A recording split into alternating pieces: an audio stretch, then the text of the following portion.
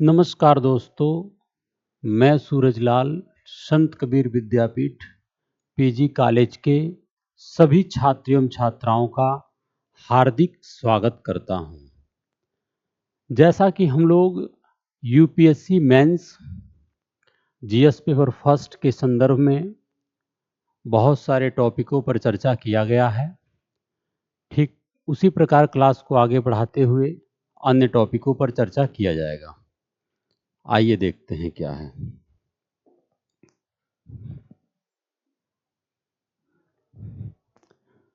आज का हम लोगों का जो टॉपिक है वह यह रहेगा कि जो कृषि क्षेत्र में जो आज हम लोगों का टॉपिक यह है कि कृषि क्षेत्र एवं भू राजस्व व्यवस्था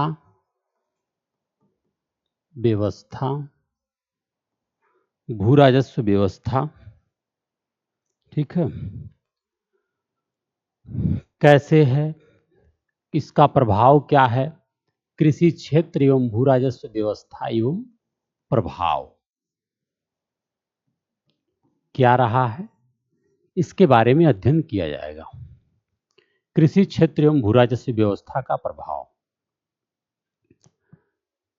आपको पता है कि जो कृषि क्षेत्र है वो भारत की अर्थव्यवस्था की रीढ़ कहलाती है। भारत की जो अर्थव्यवस्था है ना, अर्थव्यवस्था की रीढ़ कहलाती है। जो कृषि क्षेत्र है भारत की अर्थव्यवस्था की रीढ़ कहलाती है। ऐसा इसलिए क्योंकि इस क्षेत्र में प्रत्यक्ष रूप से लोग जुड़े हुए हैं।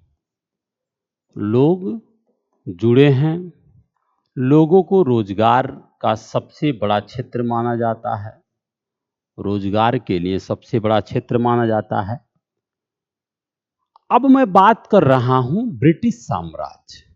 जब हमारे देश में कंपनी का शासन प्रारंभ हुआ, कंपनी यानी ब्रिटिश ईस्ट इंडिया कंपनी, जब हमारे देश में ब्रिटिश ईस्ट इंडिया कंपनी का शुरुआत हुआ तो हमारे जो कृषि व्यवस्था है, जो हमारी कृषि व्यवस्था है, जो हमारे अर्थव्यवस्था की रीढ़ मानी जाती है, भारतीय किसान प्रमुख रूप से कृषि करते हैं। लेकिन हम लोग बहुत ज्यादा आर्थिक प्रणालियों पर न बात करते हुए इतिहास की दृष्टि से बात किया जाए तो यह ब्रिटिश ईस्ट इंडिया कंपनी इस कृषि क्षेत्र का शोषण करने के लिए तमाम प्रकार के कर की व्यवस्था की। उसी में आ जाता है कृषि क्षेत्र में भू राजस्व।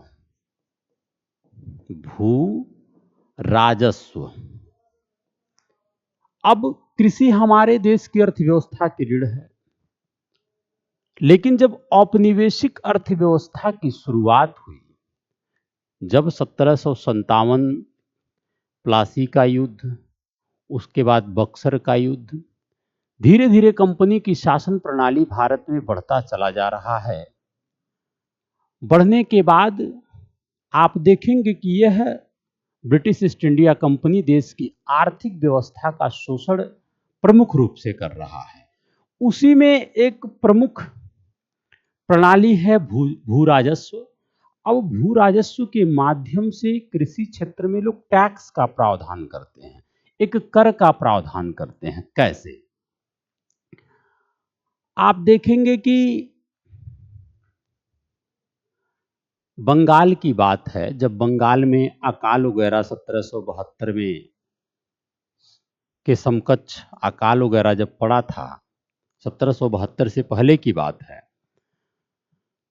तो वहां का गवर्नर वारेन हेस्टिंग्स ने क्या किया, बंगाल में एक प्रथा की शुरुआत किया जिस प्रथा को इजारेदारी व्यवस्था कहते हैं। इस इजारेदारी व्यवस्था के तहत क्या किया कि कृषि क्षेत्र में एक नए प्रकार के व्यक्ति से ठेकेदारों को कृषि कार्य करने हेतु जो मुख्य कृषक हैं उनसे उनके कार्य को सौंप करके ठेकेदारों को जिम्मा दिया गया। लेकिन यह उसका उद्देश्य था कि नहीं कि अकाल के बाद जब अच्छे से प्रबंधन हो जाएगा कृषि क्षेत्र का तो बहुत सारे जो समस्याएं हैं कृषि में वो दूर हो जाएंगे, क्योंकि अकाल पड़ा था। लेकिन ऐसा हुआ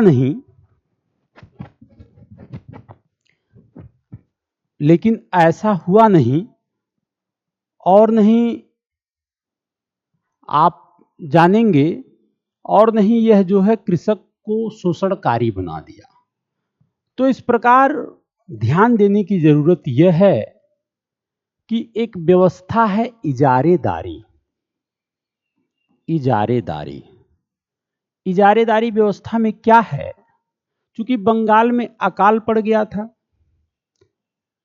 तो अकाल पड़ने के बाद ये 1772 की बात है, वारेन हेस्टिंग्स ने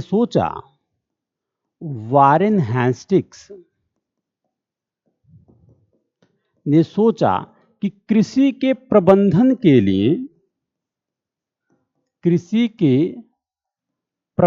के लिए इस व्यवस्था की शुरुआत की जाए। कैसे? इस कृषि के प्रबंधन के लिए इन लोगों ने ठेकेदारों को जिम्मा देने का कार्य किया कि अब आप कृषि से संबंधित जो भी भू राजस्व है, उसकी जो भू राजस्व को अदा करने की एक विचारधारा है वह आप ठेकेदार के माध्यम से करेंगे। लेकिन देखिए इसका लाभ तो हुआ नहीं, परंतु इस व्यवस्था ने क्या किया, बड़े पैमाने पर एक नए वर्ग जो ठेकेदार वर्ग हैं इसको जन्म दिया और कृषि को एक शोषणकारी व्यवस्था बना दिया। इस बात को समझिए, क्योंकि इनका यहां पे व्यक्तिगत उद्देश्य है, भाई कृषि से भू राजस्व की वसूली किया जाए। अब कृषि कैसा हो रहा है इससे तो कोई मतलब है नहीं ना, ये तो एक नाम मात्र की व्यवस्थाएं हैं कि कृषि के प्रबंधन की शुरुआत कर रहे हैं अकाल के बाद, लेकिन ऐसा कुछ नहीं है। इनका मुख्य उद्देश्य था कि शोषणकारी गतिविधियों को आगे बढ़ाना। ठीक उसी प्रकार धीरे धीरे 1793 की बात है, आगे बढ़ते चला जाता है, तो तमाम सारे गवर्नर जनरल आते हैं और अपने अनुसार, अपने नियमों के अनुसार कृषि में वह सुधार की बात करते हैं। लेकिन हालांकि वह सुधार सिर्फ उनकी व्यक्तिगत लाभ से प्रेरित था और वही हुआ। जैसे आगे आप देखेंगे व्यवस्था है जिसे कहा जाता है जमींदारी व्यवस्था। जमींदारी व्यवस्था या इसको कहते हैं अस्थाई बंदोबस्त, इसको कहते हैं अस्थाई बंदोबस्त।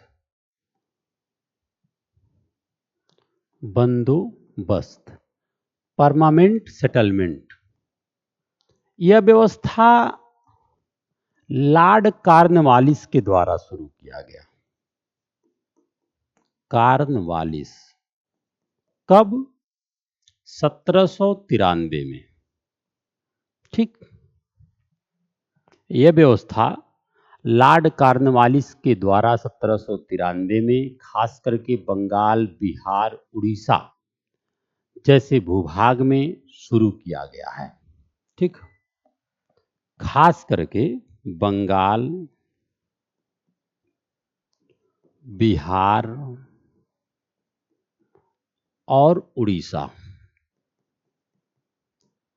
यह व्यवस्था हमारे भारत की मात्र जो है 19% भूभाग पर शुरू हुआ है, भूभाग पर।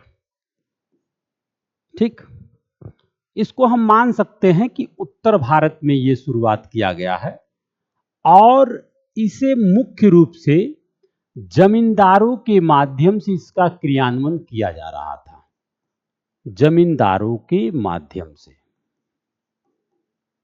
अब देखिए, इसमें समझने की क्या जरूरत है। इस व्यवस्था में मुख्य चीजें क्या निकल कर आ रही है? इस व्यवस्था के माध्यम से ब्रिटिश सरकार ने या ब्रिटिश ईस्ट इंडिया कंपनी ने जमींदारों के माध्यम से, यानी अब कृषि का मालिक कौन? जमींदार, मालिक ये हैं। और सरकार ने सब कुछ तय कर दिया, एक निश्चित भू राजस्व भी तय कर दिया। ठीक है, एक निश्चित जो है भू राजस्व भी तय कर दिया। जैसे जमींदार अब कृषक तो है नहीं, देखो कृषक तो कृषक करने वाले तो हैं ही, लेकिन उस खेती पर मालिकाना अधिकार जमींदारों को हो गया। अब है क्या, एक भू राजस्व है 10/11, 10/11। यह जो है कंपनी का है, इसे कंपनी को मिलना ही चाहिए। एवं 1/10 भाग है ना, वो उस जमींदार का है। ठीक, ये जो अस्थाई बंदोबस्त, इसे अस्थाई इसलिए कहते हैं कि ये परमानेंट था उस कृषक से, वह मालिक, अब मालिक जो है जमींदार है और जमींदारों के साथ सरकार का संबंध होता था। सरकार ऐसे कहां परेशान होगी कि नहीं हम इनसे वसूल ले, इनसे वसूल ले। ठीक है, तो सरकार जो है एक ऐसी प्रणाली की व्यवस्था की कि जो एक नए वर्ग के रूप में, जमींदार के रूप में उभरे, जो वर्तमान समय में जो आप देखेंगे कि जो कृषि की व्यवस्था है, इसमें तमाम प्रकार की शोषणकारी गतिविधियां हैं, ये कहीं ना कहीं वहीं से जुड़ा हुआ है। तो अब क्या है, ये जो 10/11 था ये निश्चित था, यानी कि कहने का तात्पर्य है जो कृषक वर्ग है, कृषक वर्ग है, ये जमींदारों को आय देगा, भू राजस्व देगा और 100% श्योर देगा, चाहे आपकी फसल बर्बाद हो, फसल बर्बाद हो, मानसून ना आए। ठीक है, आपको भू राजस्व अनिवार्य है देना। आखिर में जो देश में तमाम सारे कृषक विद्रोह में क्यों हुआ है, इस विद्रोह का कारण क्या है? इस विद्रोह का वजह यही सब है। तो यह निश्चित था जमींदारों को देना, और जमींदार के माध्यम से निश्चित था कि आप इनको देना है। इसके लिए कंपनी ने सूर्यास्त कानून का निर्माण किया था, कानून का निर्माण किया था। इसका मतलब क्या है, ध्यान दीजिए। सूर्यास्त कानून का मतलब यहां पर यह है कि यदि जमींदार तय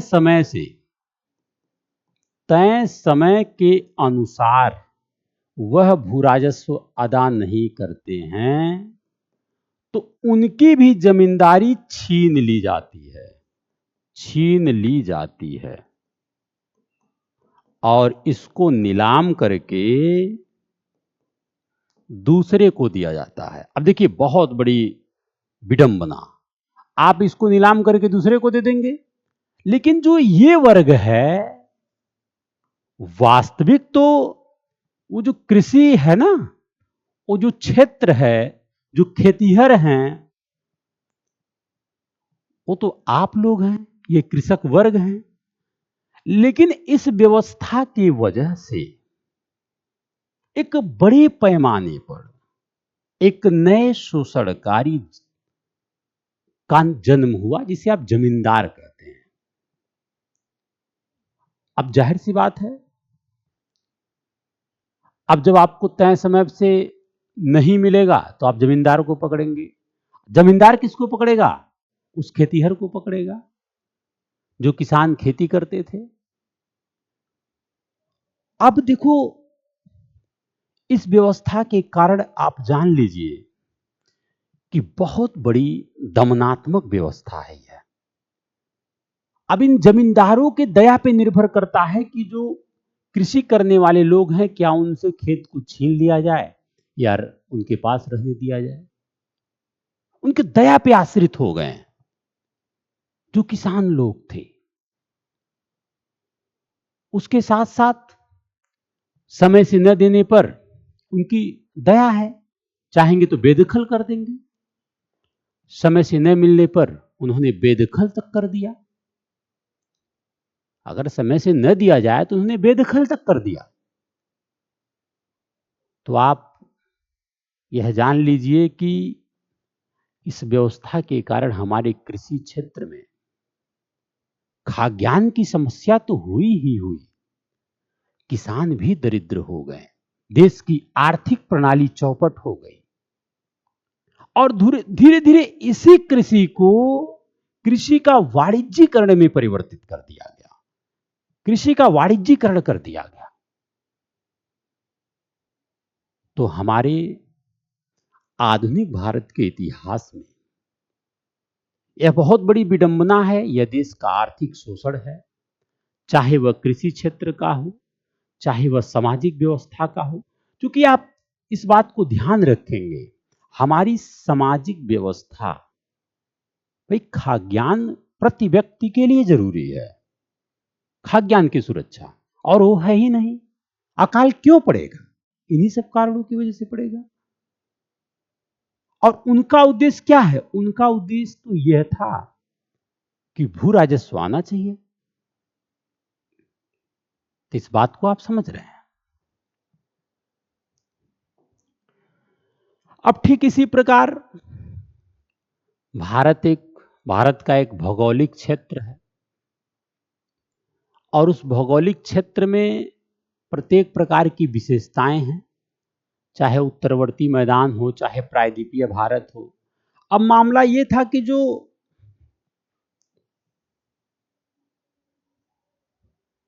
ये जो दक्षिण भारत का प्रायद्वीपीय पठार है, प्रायद्वीपीय पठार है, इस प्रायद्वीपीय पठार में बड़े बड़े भूभाग नहीं हैं, बड़े बड़े भूभाग नहीं हैं, जिसके वजह से सरकार ने कहा कि यहां पे एक नया व्यवस्था शुरू किया जाए और उस व्यवस्था के तहत भू राजस्व को कलेक्ट किया जाए। ठीक है। इसके प्रमुख के रूप में आप जानते हैं कि टॉमस मुनरो और कैप्टन रीड थे, जिन्होंने दक्षिण भारत में बड़े बड़े भू राजस्व न, बड़े बड़े भूखंड न होने के कारण, बड़े बड़े भूभाग न होने के कारण वहां पर रैयतवाड़ी व्यवस्था प्रारंभ करने का विचार रखा। इस बात को आप समझ रहे हैं। यानी कि यहां पर बड़े बड़े भूभाग न होने के कारण दक्षिण भारत में रैयतवाड़ी व्यवस्था। यह क्या होता है? रैयत का मतलब पट्टे। रैयत कौन है? वही किसान जो कृषि करते थे। यानी उनसे जो ब्रिटिश ईस्ट इंडिया कंपनी के लोग हैं, जो भू राजस्व की वसूली करेंगे, उनसे प्रत्यक्ष रूप से किसानों से पट्टे के रूप में, रैयत के रूप में खेती को, कृषि को ले लिया जाता था। और एक थोड़ा सा सुधारवादी भी व्यवस्था किया गया है। क्या हुआ कि खेती, जो कृषि है, उसे नापने जोखने की प्रथा, इस रैयतवाड़ी व्यवस्था के तहत कृषि को बड़े पैमाने पर मापने की व्यवस्था की भी शुरुआत की ये लोग। मापने की व्यवस्था, मापने की व्यवस्था, ठीक। अब इसमें क्या था, इसमें कोई जमींदार नहीं है, ठीक, जमींदार नहीं है। और कैप्टन रीड एवं टॉमस मुनरो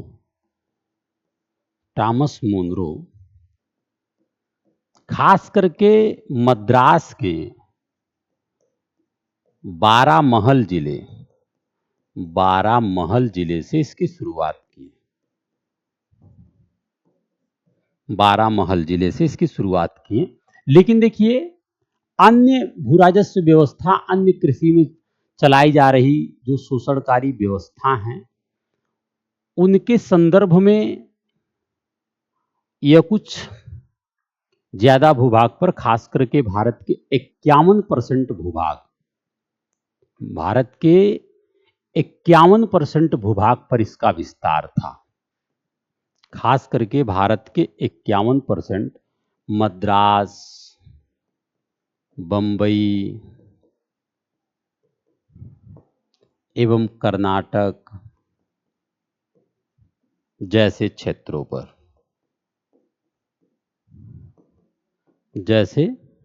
पर यह व्यवस्था चलाई गई, रैयतवाड़ी व्यवस्था। इसमें कोई जमींदार नहीं होता था। इसमें जो कृषि का उपज है, 1/2 हिस्सा के रूप में कर लिया जाता था। इसमें जो कृषि का उपज है, उपज यहां लिख रहे हैं, ध्यान दीजिएगा, उपज 1/2 है ना, कर के रूप में लिया जा रहा था।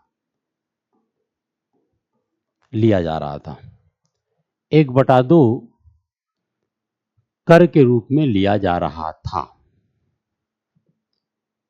एवं इसका प्रभाव क्या पड़ा है? देखिए, सरकार ने लोगों को समझाने का प्रयास किया कि हम तो सुधार कर रहे हैं, उत्तर भारत में हम जमींदारी प्रथा चला रहे हैं कृषि के अच्छे प्रबंधन के लिए, इधर दक्षिण भारत में हम रैयतवाड़ी व्यवस्था ला रहे हैं।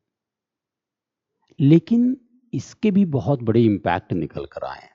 देखिए, आप भले जमींदार यहां नहीं है, लेकिन एक नए वर्ग की उत्पत्ति हुई है, जिसे महाजन सेठ, जो लोगों को ऋण धन देते थे। अब भाई किसान है, अब किसान के पास ऋण नहीं है तो कृषि करना ही है। और कृषि करने के लिए किसान जो है, कृषि करने के लिए किसान ऋण लेता था साहूकार, सेठ से, महाजन से। आज वो नहीं दे पाता था, उस 1/2 उसका भूराजस्व ही है, वो नहीं भरपाई कर पाता था, तो धीरे धीरे वह ऋण के बोझ में दबते चला जाता था। और वही बड़े सेठ साहूकार लोग फिर वही किसान का जमीन हड़प लेते थे। तो इस प्रकार यदि बात किया जाए तो यह भी एक शोषणकारी व्यवस्था है। शोषणकारी व्यवस्था है, यह भी एक शोषणकारी व्यवस्था है।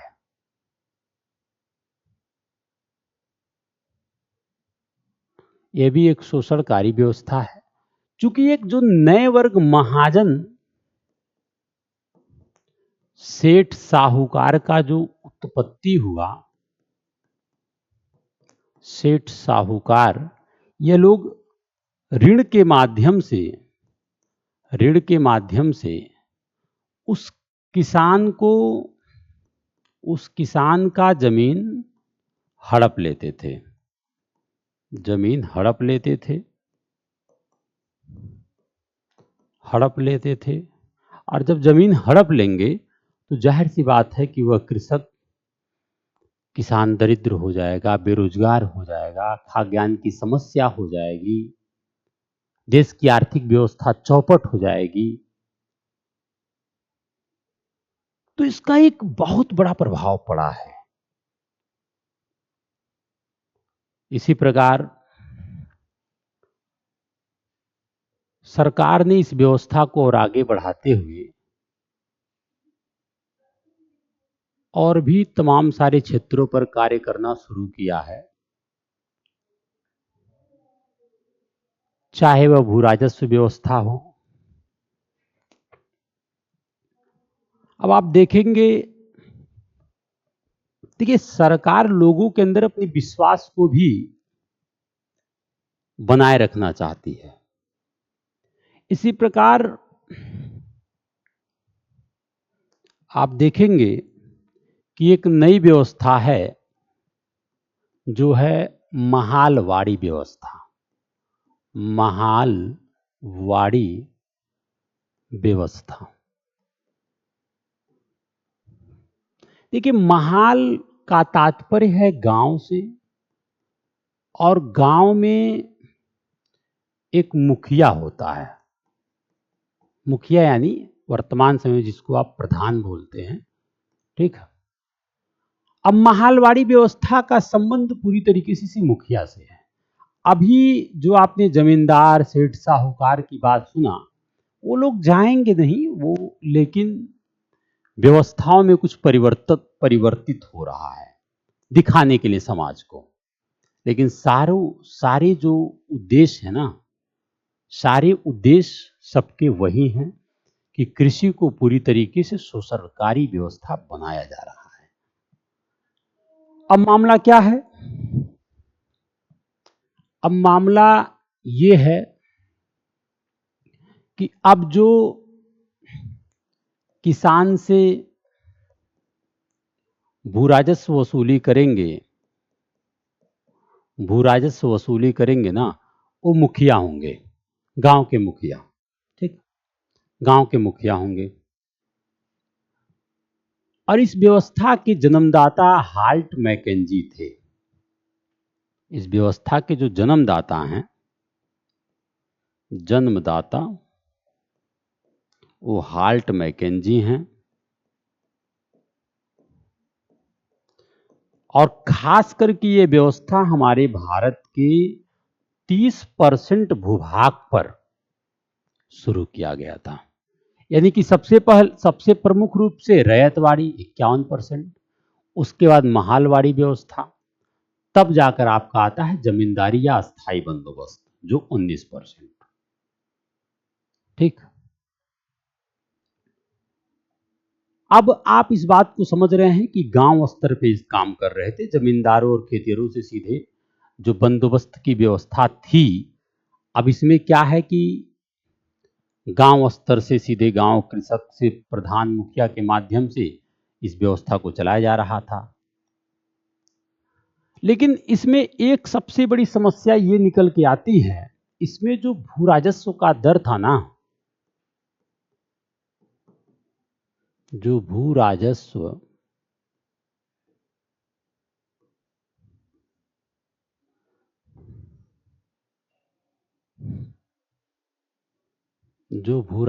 का दर था, भू राजस्व का दर था, काफी ऊंचा था। भू राजस्व का जो दर था वो काफी ऊंचा था, अधिक था। तो देखिए ऐसा नहीं है कि ये व्यवस्था कृषि में शोषण नहीं किया है। यह भी व्यवस्था कृषि क्षेत्र में एक दमनकारी साबित हुआ और बड़े पैमाने पर कृषि क्षेत्र की जो आर्थिक प्रणाली थी उसको नुकसान हुआ। हमारे किसान गरीब बेरोजगार हो गए, खाद्यान्न की समस्या बढ़ गई, लूट खसोट हो रहा है।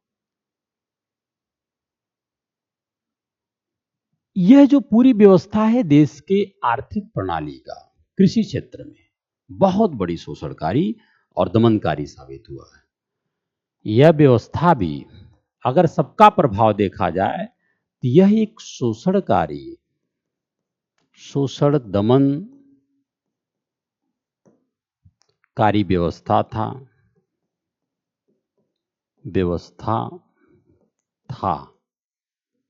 जो हमारी कृषि क्षेत्र का पतन कर दिया। आप देखेंगे आजादी के बाद हमारे प्रथम प्रधानमंत्री जवाहरलाल नेहरू जी ने काफी सुधार के लिए कृषि क्षेत्र में अपना योगदान दिया। तो ये सारी समस्याएं थी जो ब्रिटिश यानी अंग्रेजों ने देश में बनाया। अच्छा, उसी कृषि क्षेत्र से एक और जुड़ा हुआ टॉपिक है, कृषि का वाणिज्यीकरण।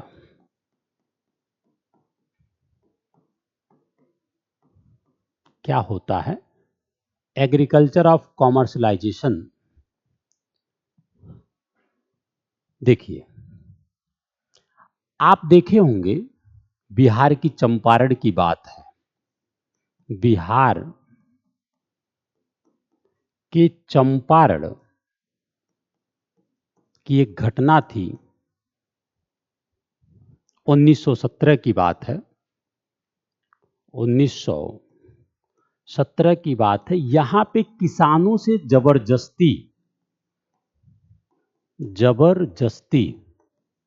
जबरदस्ती नील की खेती करवाया जा रहा था।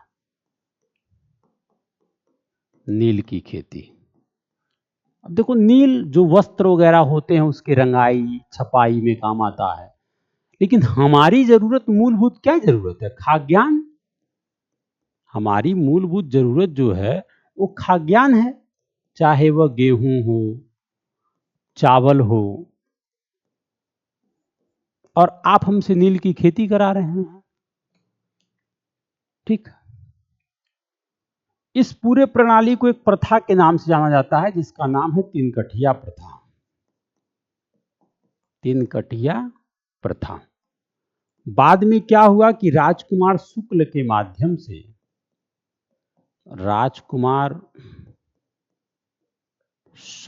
माध्यम से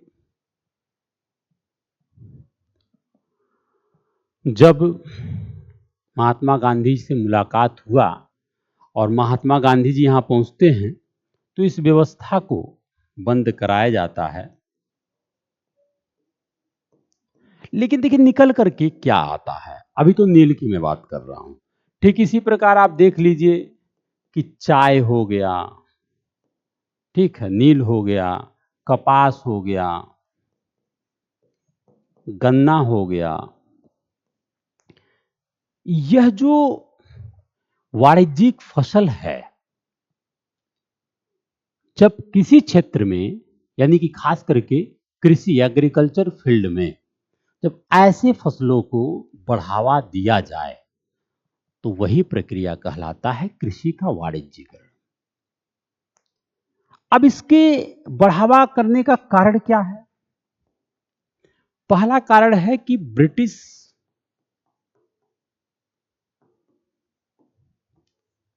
ब्रिटिश यानी कि इंग्लैंड में औद्योगिक विकास के कारण कच्चा माल की जरूरत पड़ रही है। कच्चा माल की जरूरत पड़ रही है।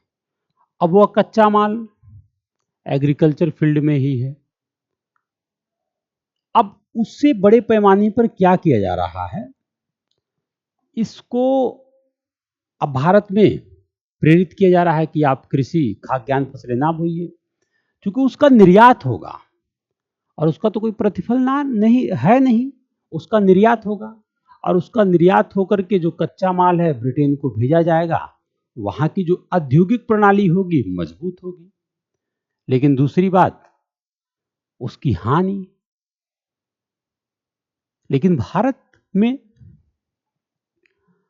जो खाद्यान्न की समस्या हो जाएगी, जाहिर सी बात है, जब आप वाणिज्यिक फसलों को बढ़ावा देंगे तो खाद्यान्न की समस्या हो जाएगी। एक पूंजीवादी कृषि का विकास होगा, होगा कि नहीं होगा? और इसी वजह से धीरे धीरे कृषि क्षेत्र में विद्रोह पनपने लगा है।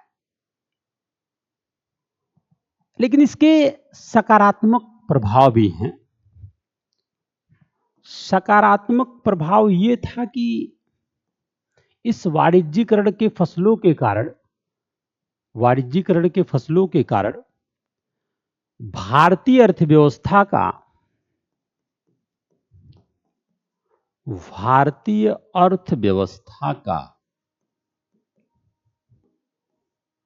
वैश्विक अर्थव्यवस्था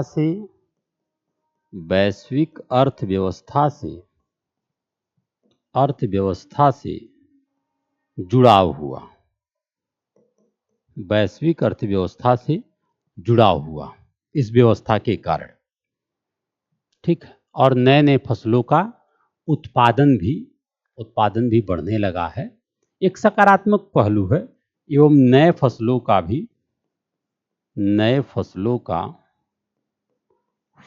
का उत्पादन होने लगा। लेकिन नकारात्मक पहलू क्या है? नकारात्मक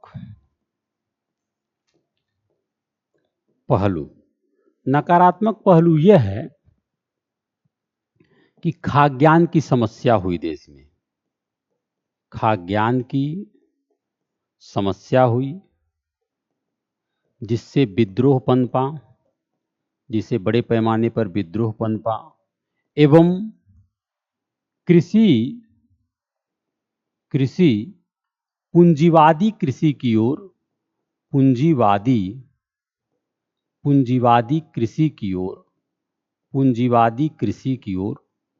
ओर बढ़ने लगा।